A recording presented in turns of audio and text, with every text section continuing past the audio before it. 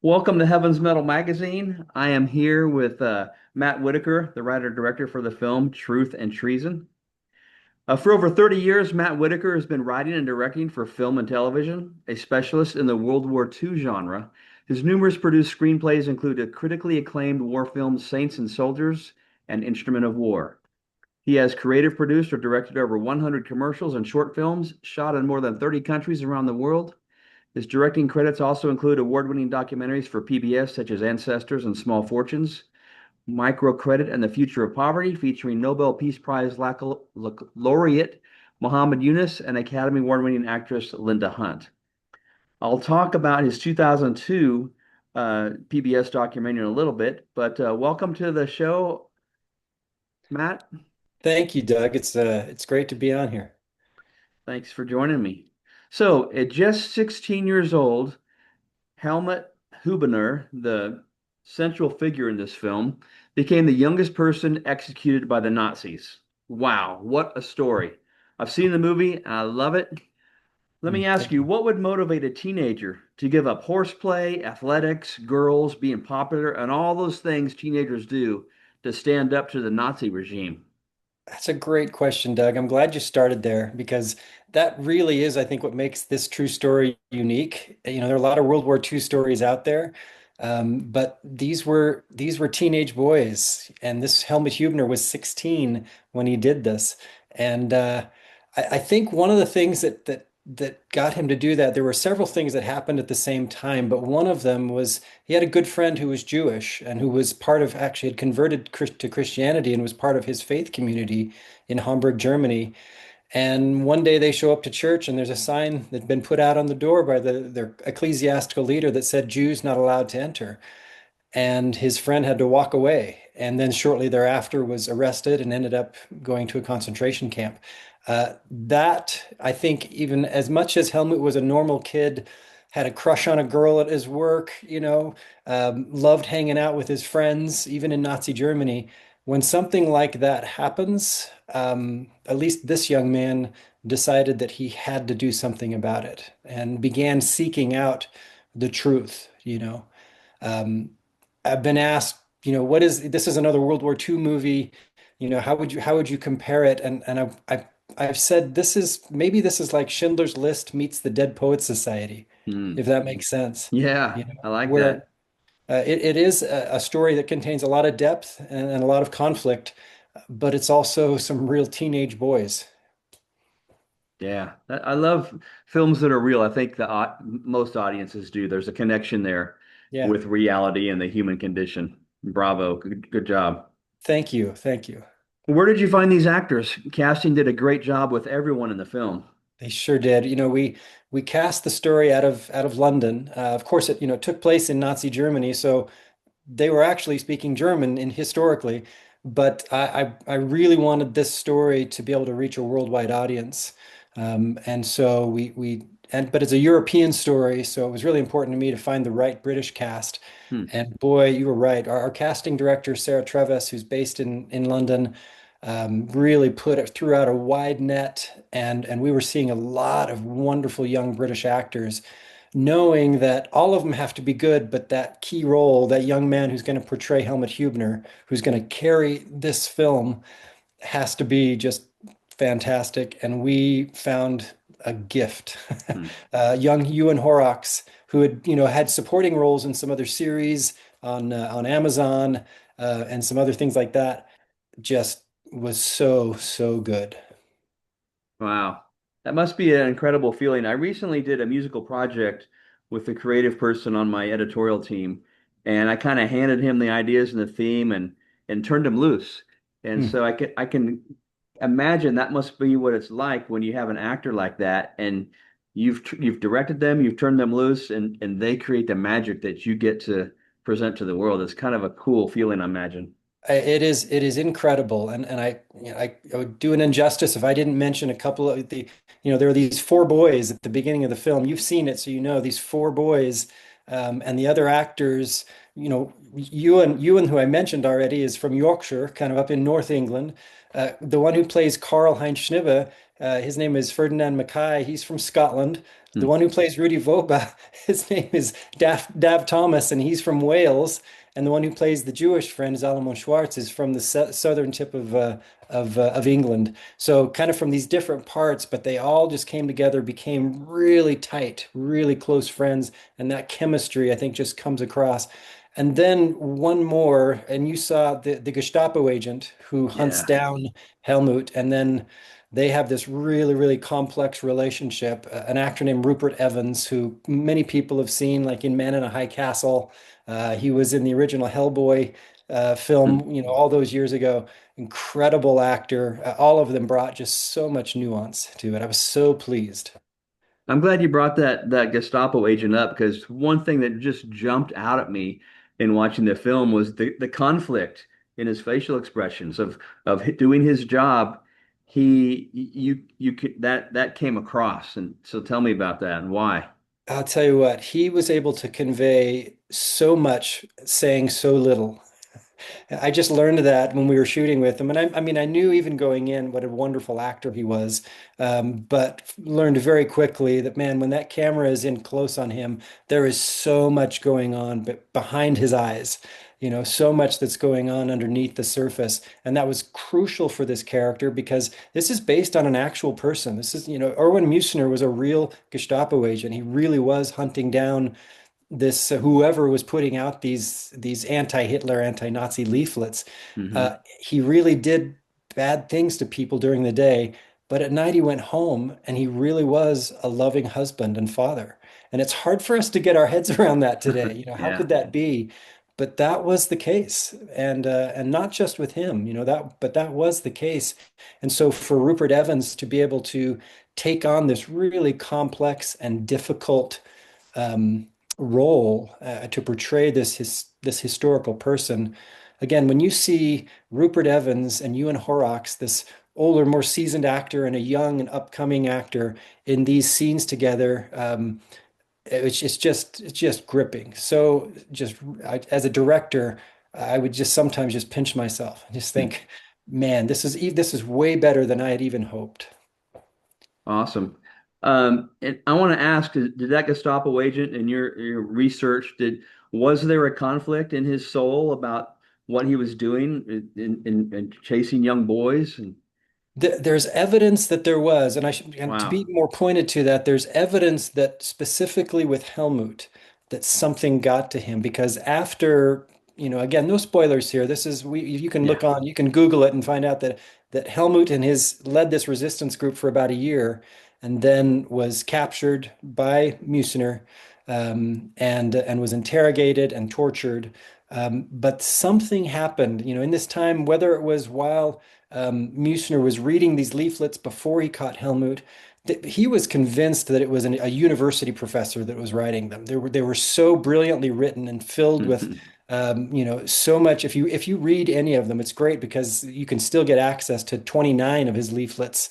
By the way, every single word that you hear Helmut, in voiceover from his leaflets in the film or see him typing are from that. Those are exactly what the real Helmut Hubner typed. Of course, he did it in German and we get it in English, but Yeah. those were literal. So there's evidence that shows that something got to Musner so that evidence that he was the Gestapo agent that tried to overturn, a death sentence that sought for clemency for him. Yes. So we tried to Okay. portray that in the film. Okay, so you brought up a tidbit of a spoiler that I was trying to find a creative way to ask about. All There is right. a folded up piece of paper that I see twice in the film, and I'm wondering out loud without spoiling anything, am I supposed to make a connection there? Apparently, by what you just said, the answer would be no, that it was written by the agent, not the bishop. That's correct. Okay. Yeah, yeah. And again, I don't want to give away too much, but there's definitely evidence in that which we portrayed that this agent had a definite change of heart. And then it's interesting to see that shortly after the court appearance and what happened to Helmut after that, this Gestapo agent was taken, his job was basically taken from him. He was transferred to a different country, Hmm. finished out the war, serving out in Denmark and everything. And so you see that there were repercussions Hmm. for what he attempted to do. Wow, what a film. I'm just really enjoying all these different layers apart. One thing that comes to mind too is with the leaflets, and I think in the musical connection with Heaven's Metal magazine, it reminded me back in the 80s and bands putting up flyers for shows all over town and stuff. Yes. Yeah. So, Yeah, no, it really is. I mean, so I'm a child of the 80s, man. So, metal music was, I don't know if that's what your thing is, but yeah, it is. that's great, man. I love that. But yeah, it's interesting to look at Helmut. When we use terms nowadays like I'm going to post something, that comes from literally putting something on posts, like on light posts, lamp posts, and Yeah, that's Helmut was, one of these early social influencers, posting things that were very, very dangerous at the time. indeed. One a trick or question about a lot of times they just slap those flyers up as if it had a sticky thing on the back. Uh, Yeah. Was that a what do you call it? A leap of logic, or did they Uh, actually? a, Is there some science behind that? It's a slight leap of logic. And yes, I have a ready answer, but with Heaven's Metal, I can't tell a lie. My ready answer is actually those billboards were sticky, so you could just put something on them. The truth is that I'm not sure of that, but just to make it dramatically play out, I couldn't have them just go up and then putting a pin in and putting another pin in. It Yeah, just took too long. So yeah, we put a little sticky substance on the back and let them just put it up there. speed is important. Yeah. So I'm going to bring it up now. Your earlier PBS documentary, Truth and Conviction, explored Helmut Hubener's story. How did that project influence the way you approach directing Truth and Treason? Well, if that documentary, the spine of that documentary, which I shot in 2001, 2002, is Karl Heinz Schnibe, the last surviving member of the group. So that was my introduction to this whole story. I had heard that the last surviving member of this group that I'd heard about some kid named Helmut Huebner, who was a Hmm. resistance fighter. We literally, my producing partner on that documentary and I opened up a phone book, found Carl's name, called him on the phone and said, "Hey, can we come over? Would you share your story?" And he was in his late 70s at the time. He said, "Yeah, sure, come on over." This old German man. And we went to his home and he shared the short version there in his home that day of the story. But I walked out of his house just absolutely convinced, as at that time in my career as a documentary filmmaker, it's like, I have to share this story. We have to Hmm. make a documentary. We brought Carl back in, we interviewed him, this was back in the early 2000s. So we shot it on film, shot the interview on Super 16, which was an incredible, now we look back and it feels so antiquated. It was a beautiful experience. But that interview, the story, hearing his full story, just was so powerful. And so then, yeah, interviewed everybody that we could find who knew Helmut, who was still alive, and just really dove in and released that documentary in 2002. It's while I was shooting and editing that documentary that I began to have this thought that this is bigger than a little PBS documentary. This story could speak to the world if we did it the right way. And so I actually started writing early drafts of the script in 2002. Good deal. That's really But cool. Carl was the guiding force. Carl, that firsthand source, he and Yeah. I developed a deep friendship till he passed away in 2010. And really, so he is the first primary source for, Helmut. He was there in the courtroom. He was there with Hmm. Helmut. He was tortured by the Gestapo. So I would sometimes, even as we were writing, I would call him up and say, "Hey, Carl, tell me how this, like when they were questioning you, how did this part work?" And so to get those kinds of details, which are showing up in the film, is just, again, that was a gift. But Yeah. Carl really guided this process from the documentary to the feature film. That's incredible. I love when stuff like that happens. Yeah. That's really neat. Um, how important and why was music, how important was music to this film? And are there any interesting stories regarding choosing the music and or acquiring it? Yeah. Again, great question. I haven't been asked that yet. Thank you. there are two facets to the music of this film that I think are really important. Um, I'll start with the last one, and that is that our composer Aaron Zigman, who has composed more than 100 films in Hollywood, from The Notebook to just, I mean, he's just done huge films. And he read the script. He's Jewish, and he read the script and was just said, I want to do this film. And the Mm, score that he did was just so incredible. Just this, he brought a sensibility to this story that I just think no one else could have done. And I'm so grateful for his involvement. The other aspect of the music is that, as you've seen it, that there were Jewish composers that were banned in Nazi Germany. One of them was a composer named Felix Mendelssohn, who yeah. many people know about. What many people may not know is that Felix Mendelssohn was also born in Hamburg.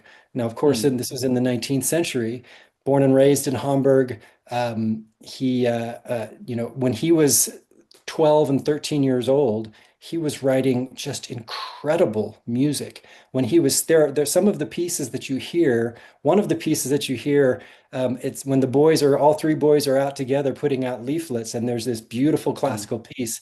That's Mendelssohn's Octet, which he wrote when he was 16 years old, and it's just an incredible piece of music. And it was a band author, so to listen to Hmm. him was a capital offense. And so even the music that you hear, you'll hear classical pieces. It may be Mendelssohn, it may be maybe César Franck, another banned Jewish composer. Those kinds of things that just weave throughout. That just to listen to that was an act of resistance. Wow. And What there's a one more story. music cue. Sorry, Yeah. you got me opened up because nobody's asked this before, so I'm Bring glad it. to be able to talk about it. There's one other music cue that was not from a band composer. He was a German composer. Everybody's heard of him. It was Beethoven. But Helmut's exposure to one of his most well-known musical motifs, the fifth, ba-ba-ba-bum, Hmm. where Helmut heard that was on this illegal shortwave radio when he would tune Yeah. into the BBC. The BBC would begin and end every one of their broadcasts in the German language with that ba-ba-ba-bum Hmm. because it's the Morse code for dot dot dot dash bum, which is V, the letter V for victory. And Wow. so they would do that. So that theme, you hear it, whenever he's listening to the radio, we made sure. But if you watch the film closely, uh, and listen to the music and listen to certain rhythms, that rhythm, bum, is buried and woven throughout the film, usually at points when someone decides to take a stand or take a step toward resistance. Hmm. I love it. And if Yeah. somebody watches the credits all the way to the very, very end, that pays off. I'm just going to say that. Very cool. Yeah. And speaking of music, there's a cool song that starts off as the credits roll. Yes, I isn't like that that. beautiful? So it's Yeah. a rendition of A Poor Wayfaring Stranger, Yeah. performed by it's a band called the Lower Lights, and performed by a singer named Deb Fotheringham. And just we actually found that piece. Literally, we'd already finished the film, and we found that piece. And my producing partner Russ Kendall said, we have to get this in. And so we actually stopped the presses and changed a lot of things to be able to have that song begin our closing credits. And I just think it's very powerful. It is. Th this whole film kind of reminds me of a scripture. I'm going to butcher it, I think. Pardon me, but it's the glory of God to conceal a matter, and it's the glory of kings to discover it. There's Hmm. a verse like Hmm. that, and there's so many things that happen for you. Being able to talk to these survivors, and being able to Yeah. reach out to people, and of course, even now, 25 years later, it's even harder to get a hold of some of these people that because they're not living anymore. And so, what a great treasure that you're able to tap into to make this happen. There's one person left on the planet who was friends with Helmut, who remembers him. His name is Werner Sommerfeld. He's a dear friend. He called me this morning. We spoke this morning. He is the last. We had him come to our premiere, which we Mm. had last week. He's 95 years old. But to your point, yeah, those firsthand voices are almost completely gone. Yeah. So let's talk about color. This is not the first film I've seen that is set in this era, and it seems that earth tones, browns, greens, and a slight darkness permeate films set in this time period. Why is that? Please share your thoughts on this as a cinematographer slash filmmaker. Yeah, it's another good question. And I hope that you were able to see, did you see a screener or go to the theater? I'm A just curious. screener. And sometimes just depending on the settings when it's being watched, I've learned that some of the screener experiences are darker than the Hmm. theatrical experience. Um, we didn't set out to create a dark film. Is the way we shot it wasn't a dark film, but there are some of, my cinematographer Bianca Klein and I watched a lot of films beforehand. I had some strong creative thoughts about how I wanted to approach it. We both talked about how we loved the black and white photography from that era. In fact, there's a particular Russian photographer from that era. We looked at a lot of his where the black and white, where the windows, there was, the light coming through windows was kind of blown out. Hmm. And for me, um, it just the whole chiaroscuro approach of letting darkness be there, but also letting light be really strong. Faces that are strongly lit from one side and dark on the other. This for me thematically really kind of tied into my whole approach to this story is that there is darkness in this story, but you go through that so that you can appreciate the light when it's there, and especially at the end of this film, yes, there are some dark things that happen, but people walk out of it feeling hope, feeling inspired. Yes, there are emotions, and I think that's important, but there is light. That's profound. I love that. Were there particular visual or cinematic choices you made to underscore the film's central themes of truth versus propaganda? Yeah. Yes. I'm trying to think which ones I feel okay sharing. I don't, I want people to go and experience this, uh, um, and not be looking for hidden things. Um, let me just give this. There is of all the main characters, because truth is such a I almost feel like sometimes the word truth has been hijacked recently. Hmm. I feel like it's been taken and people are saying, well, here's the truth, and if you don't believe this truth, then you can't say it. You can't. We're not going to listen to you, or whatever it is. Um, for me, it's interesting to note. I want people to watch the film, and as they watch all the main characters, there's really only one of them who never throughout the film says a lie. Hmm. Hmm. He actually begins to, and then he kind of comes clean and says, "Well, I'm not being completely honest here." Just watch the film and see what that is and what it really means. Even if someone may, when they're being tortured to give up the names of their friends, may be lying, maybe saying, Helmut saying, I did this all by myself. I did this all by there was no one else with me." Yeah. Um, what does that mean? And if I can just say one other thing about the truth, because I've given it a lot of thought and I've asked myself that same question, like what would I have done if I heard the truth the way Helmut did? He had been raised surrounded by propaganda his whole life, so and then he gets this shortwave radio that his older brother, who was a German soldier in France, smuggles home, highly illegal, capital offense to even listen to it.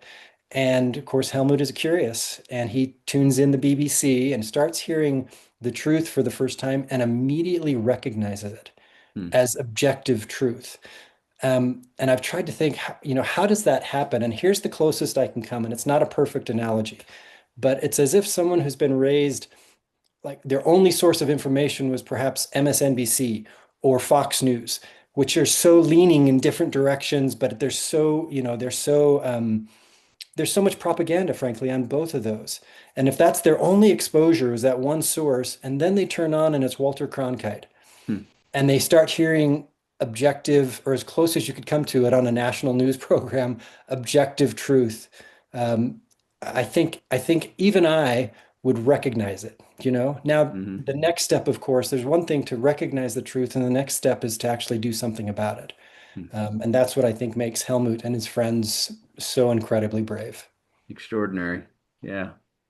So, how do today's headlines and cultural climate, especially in the USA, impact your urgency for this film to be seen?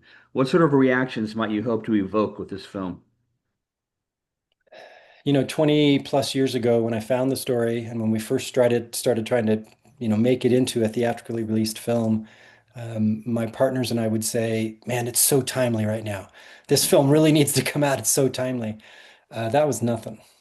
Now we're looking, when we have a story about a kid, raised in an environment where freedom of the press was completely quashed, um, where the only sources for news were, approved Nazi newspapers or the People's Radio. And it was highly illegal to listen to anything else. When I look at what's happening in our country, not just this year, yesterday, when I look at all of these reporters who had to turn in their credentials at the Pentagon and walk away because they refused to sign something that said that the current administration had to approve anything that they reported. And please, I want to make it clear, this for me is not a Republican or Democrat issue. This for me, this story and this issue transcends party politics. But we see this happening right now, yesterday. Wow, I didn't And know that. so if there were however many 40 or 50 reporters who rather than do that had their boxes with them, walked out of the Pentagon rather than sign something that would compromise their ability to report the truth. Um, Wow. and so if, I feel like this story of a young man who they also tried to silence, and you could say they silenced him for the moment. But the Nazis, the Gestapo in particular, were more afraid of the typewriter than they were of the pistol Hmm. because they knew they could take guns away from people, but what people believed, what people thought, the information that they were getting, that's what was most dangerous to them, which is why they're hunting down a teenager, and trying to punish a teenager for spreading the truth. Yeah. Charlie Kirk. There's a narrative that I favor that says he was killed for standing up for the truth. What are some similarities you see in those conversations in Truth and Treason? Yeah, and thank you again for that. So Charlie Kirk was murdered less than 5 minutes from my house. My nephew was third in line with the microphone to ask him a question. This one hit very, very close to our home, literally and figuratively, very close. And to see a man who a husband and father, and to your point, someone who was trying to peacefully express his views, and to have that kind of, obviously have that kind of horrible event so close to, and it doesn't matter that it was close to my house, but I feel it because Wow. I was, that where that happened, I've been there so many times. Hmm. um, where I attended church for a number of years was right there on that campus. Hmm. And so yeah, so it hits very close to home and is an ugly, ugly thing. I think that Helmut's story is one of the themes and one of the important takeaways, I think, is that words are more powerful than guns, but peaceful resistance is really is something that I look up to so much. I think that what happened to Charlie again obviously is tragic. And again, in full disclosure, I didn't agree with everything that he said. He said some things that were very hurtful to people that I love. Doesn't matter. That's not the way to um, settle an argument. Um, Look at there were other resistance fighters in Nazi Germany who were trying to do so um, with guns and everything like Hmm. that. But Yeah. Helmut picked up the only weapon he knew how to use. It was a typewriter. Hmm. And I think that's if we're going to have disagreements, let's have disagreements speaking peacefully, finding ways to convey how we feel peacefully.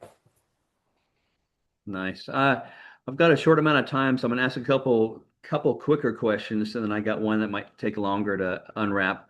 Okay. Uh, I recorded an album with a producer named Kemper Crab back in the 90s, and him and the engineer Jeff DeVerter would take what they were recording and put it on a cassette tape, and then go out into the pickup truck and listen to it in the pickup truck speakers to Mhm. get the end user impact.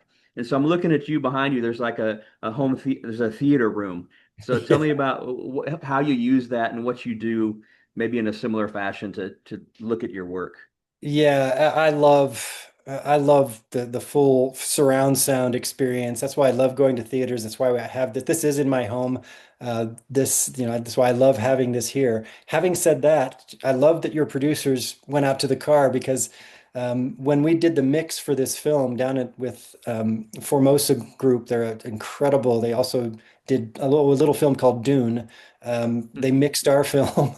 And in this huge studio with this incredible surround and everything like that. But then I would ask them, hey, let's now just listen to it like on these little speakers here. And they came in, they brought in these little speakers and kind of put them around us, and we listened to it with that so that we could hear it. And this is what it's going to sound like for most people. If they go Yeah, see it in the theater, they're going to get the big experience, but it also needs to work for someone watching it on their phone or on their laptop. smart, smart. The guillotine. Oh my gosh. What do you want to say about that instrument of execution? Uh, And again, I've never buried the lead on this one. That's Helmut.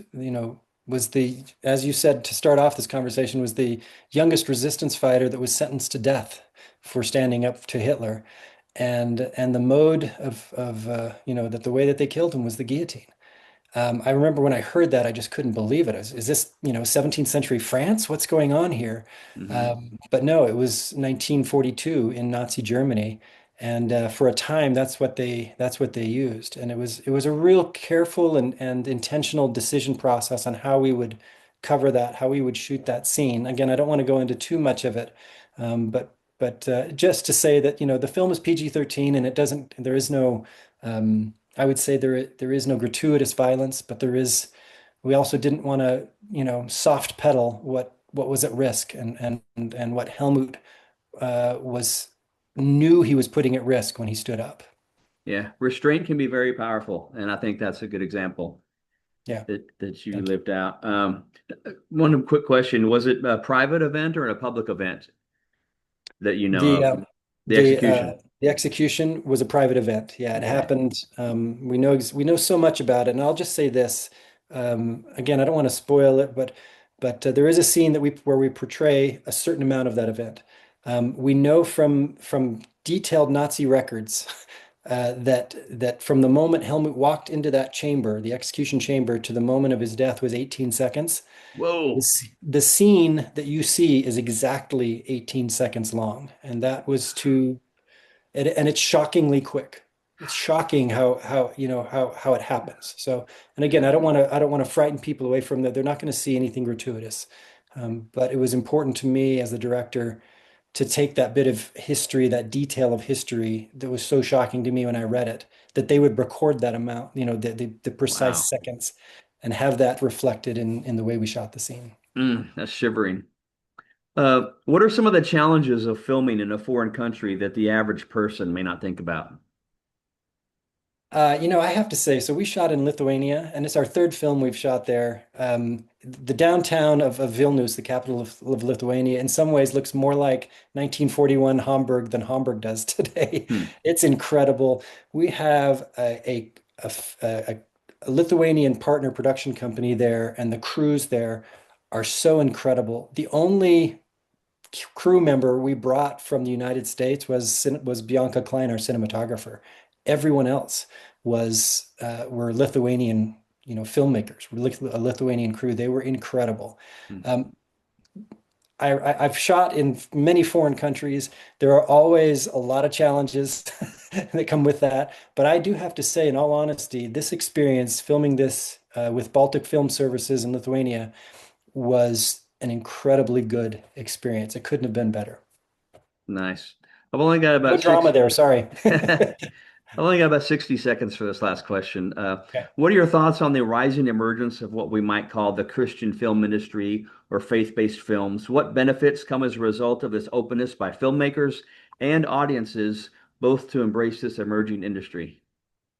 I would just say I love that people feel like they can tell their stories, and if their stories are about Jesus, I love Jesus.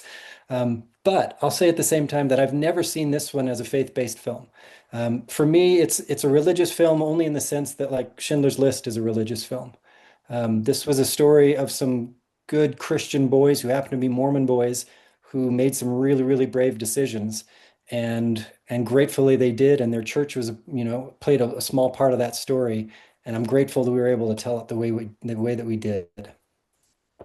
Nice. Well, Matt, thank you so much for your time today. Congratulations on the film coming out today, Yeah. October 17th. Nationwide, go to angel.com/truth. You can find a theater nearby you. And you can even pre-buy tickets, man. It's so cool. It's in 2,100 theaters. Amazing. Awesome. I'm gonna go look for your PBS documentary on this. That's findable on YouTube, I assume. It is findable on YouTube. I think there's some pirated versions of it. That's fine. Go find it, man. Awesome. It's a good show. Cool.